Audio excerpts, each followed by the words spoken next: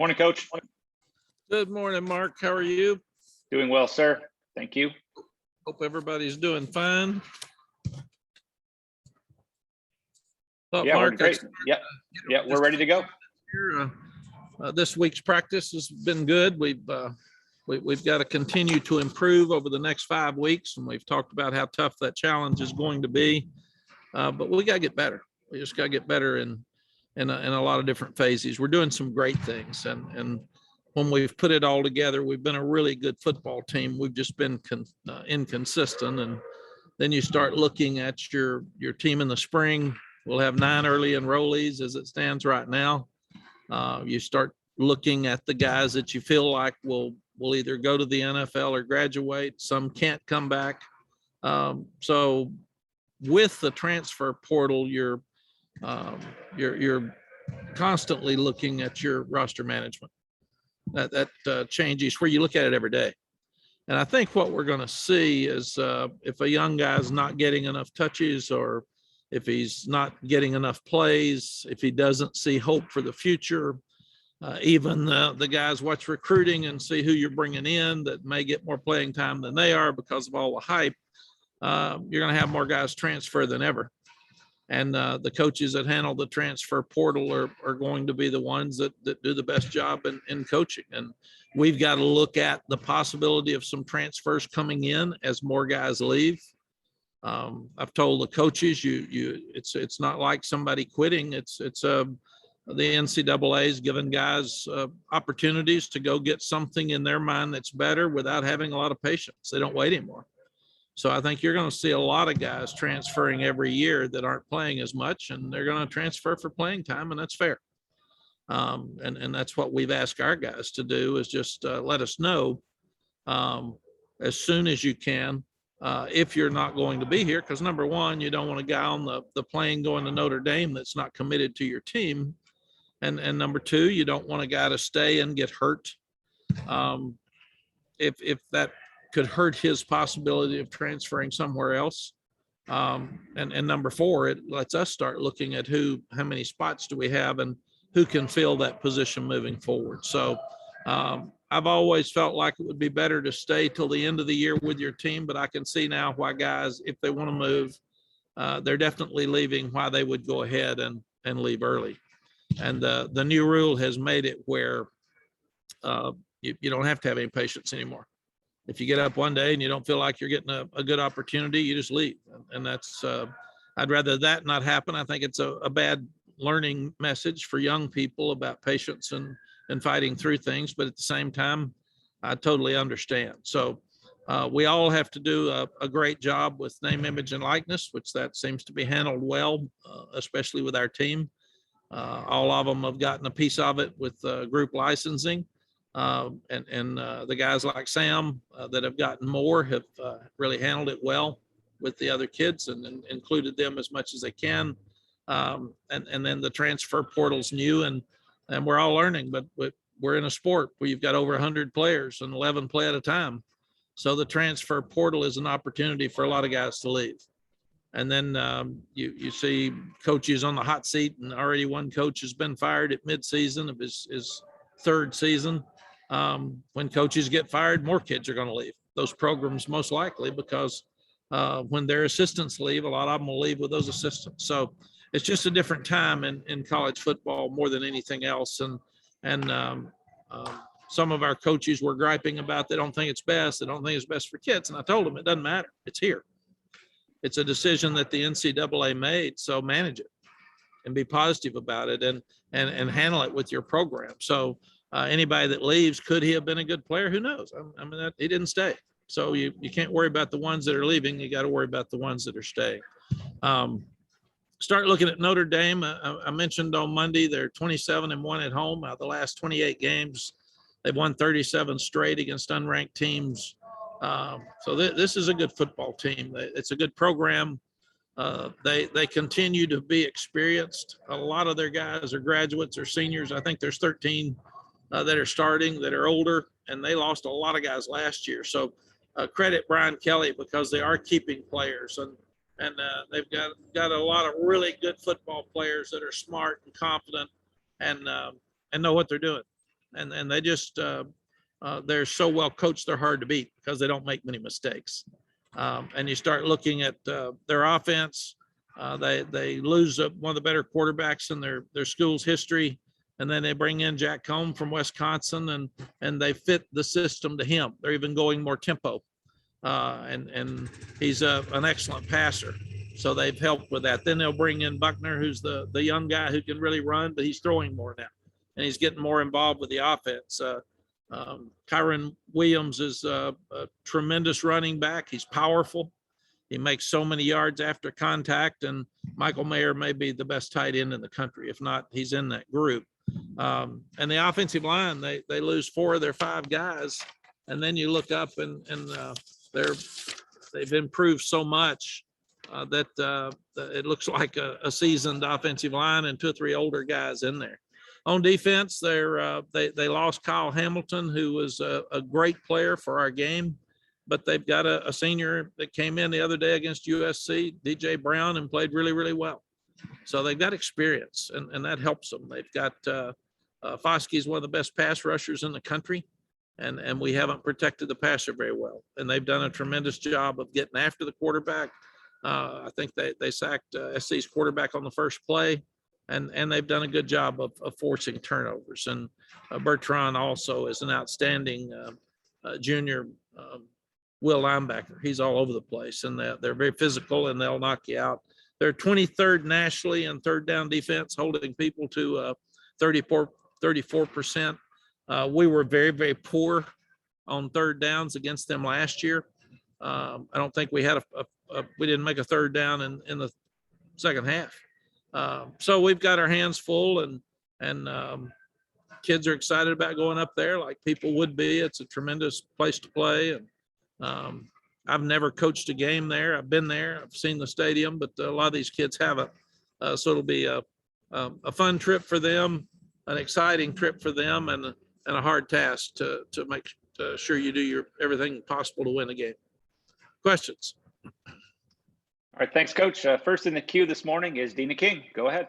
Hey, Coach, you mentioned your first trip to Notre Dame Stadium. Just expand on what is the thoughts of going and playing in one of the most historical places in college football? Dana, I love the experience for the kids. That's the thing that they look at all these national programs, and they grew up seeing games in these stadiums, and it's fun for them to play in them. And it'll be a packed house. It'll be loud. It'll be fun. And this is an experience that they'll remember for a long time. And we're fortunate that we have Notre Dame on the schedule again next year at home. And we didn't have a full house last year because we had our 3,600 or whatever it was with COVID. So next year's game here will be a special trip for Notre Dame, I'm sure, but it'll be a packed house and an exciting crowd early next year. It looks like we've got 3 games scheduled, and then a week before the Notre Dame game for next year. So I would think it's either an open date, but probably not that early in the season. I would think that the ACC would put an ACC game in there. We're not playing the traditional Wofford or Western Carolina late in the year next year. We've moved that up earlier in the season. So we will play a conference game the week before we play NC State next year. So, but Notre Dame will be the 5th week, and I would think the 5th game, because I would think the ACC would put something in there before that game. Thank you. Thank you. Okay, CL Brown, go ahead. Matt, kind of piggybacking off of that, does Notre Dame still hold the same mystique for this generation of players? Like, are you having to combat the history of Notre Dame football with these players, or is all of that lost on them because of how young they are, and Notre Dame hadn't won a national title, while they've really been involved with football? I don't think, CL, Notre Dame's a program that graduates players and they recruit really well. And at the same time, they've been a perennial top 10 program. And they haven't done as well in the playoff, but they've gotten there. And that's the top 4 teams. So you got to give them a lot of credit. Brian, I stayed here 10 years and I stayed at Texas 16. It's hard to stay at these places a long time. And Brian's been able to do that. And to do that, you got to win and you got to be able to handle the stuff. You know, you all get tired of hearing me and I get tired of hearing you. And that's what happens with these people. The fans get tired of your same stuff. And Sally always said they want a new wife after a certain point. They're tired of the old wife. So you're the old wife. And Brian's been able to handle it. He's handled a great program that is a very difficult place to coach, but a fun place to coach. And that's what happens in these historic programs. But our kids played them last year hard. They know what we're up against on Saturday. And I think they're really looking forward to that. In fact, if you just think we've got 5 great weeks here, and we mentioned this, but you got a great challenge at Notre Dame and a fun trip. You come back here and play a 7-0 right now Wake Forest team. Who knows what they'll come in, but if they come in 8-0, an undefeated Wake Forest team before a great crowd next week, they've even waited. They haven't set that TV time yet. And then you go to Pittsburgh, who's lost 1 game, one of the top teams in the Coastal, and just beat Clemson. And then you come home and play Senior Day, which is really important for these kids because that's something they'll remember the rest of their life. Then you go to NC State, who's only got 2 losses and all of them ranked. So I think CL, our guys are excited about the challenge of the next 5 weeks, getting better and seeing if we're in a better place at the end of this 5 weeks than we are now. Thanks, Coach. Thank you. Michael Coe, go ahead. Hey, Coach, sort of building off that last question, going into this game, 80,000 seat stadium, prime time, national television against a nationally ranked Notre Dame team. Is there almost a way for the kids to get too pumped up, too fired up before the game actually starts? Michael, I don't think so, but we've got a combination of old and young, and the young ones probably will, and the older ones will probably handle it. That's what we do. So to get where we want to go, we've got to be able to play well and win these games. And that's what we said last year. We had Clemson as number 1 in the country the first year, and we had our chance and couldn't finish it. And then last year we had Notre Dame and Texas A&M number 2 and number 5 in the fourth quarter with a chance to win, and we didn't finish it. So these are the games that kind of the standard of where you want to be. Notre Dame's program has been really good over a number of years, and that's what we want to be. And we're not there yet, obviously. We've got a lot of work to do, but you've got to play well in these games to have a chance. I also told the guys, everybody wants to be an NFL player now. And scouts come out every Tuesday and watch our practices. And I told the guys, play good against Notre Dame. That'll help your stock. Because if you don't play good against Notre Dame, all the pro scouts are there watching you play really good players. They're not going to draft you. So let's quit talking about NFL and let's play and let's prove it. Because those guys last year proved it. And the 5 that we've got in the NFL all played at a very high level, and we've obviously really missed them. So you guys want to be NFL players? I'll see you Saturday night. Thanks. Thank you. Andrew Jones, go ahead. Hey, Coach, a couple of questions about the portal, back to what you opened up with. When you had the meetings last week and a kid comes in and they're expressing some concerns about their situation, do you feel like maybe you need to re-recruit them a little bit? Or if they are concerned and you sense maybe they're heading out the door, you let them go because keeping them might be more of a challenge than you need to have in the program, to have with the staff, worrying about a kid who's already expressed possible interest in leaving? Yeah, Andrew, it's a great question. Unless he's a freshman, freshmen haven't been here long enough to figure out where their place is going to be. They need to stay at least a couple of years and figure out where it fits, because guys love this school. They love our program. They're not going to just leave. They're going to leave because they want more playing time. But it's really important for us to be honest with them and tell them the truth. Because if you do re-recruit them and it's not factual, they're going to see that and quit later. And if they're going to leave, we're better off, and they're better off if they leave now. So, and I've got 6 grandkids, and I want my grandkids to all be happy. And I think my 6 grandkids are really special. So every parent loves their child, and every parent thinks their player is going to be in the NFL, their son or their grandson. And I got that. And then when they don't get to play, and when we recruit them, they think they're going to play. If we recruited them, then they're disappointed. And I think it's our responsibility, Andrew. I know it's our responsibility when we sit and talk to them one-on-one. And you ask me specifically, am I going to be the featured player at this position? If he is not and has no chance to be, it's really important for us to say, no, you're not. If you stay here, you're going to be special teams and you're going to back up. That's what we see. Now, you may not agree, and I understand that. Your parents don't agree. I understand that, but that's where we see you right now. Could you possibly change that role? Yes, but we don't see it happening. And I think that's much better than telling somebody, hang in there, it may work for you, if we as a staff know it's not. And that's going to be the hard thing moving forward. Coaches are in a different position than we've ever been. And when if a guy comes in this afternoon, I told you the other day, I thought Clyde might be the last one, then Josh comes in. If somebody comes in this afternoon and goes into the portal, I've told our coaches, let's wish him luck. Let's try to help him. But we got to have somebody to take his place by Saturday. And that's just the new way that this thing's going to work. It's just that way. It used to be when somebody would transfer, everybody'd say, oh my gosh, what's happening? The program's coming to an end. Now you're going to have a lot of guys in programs across the country that are going in the portal.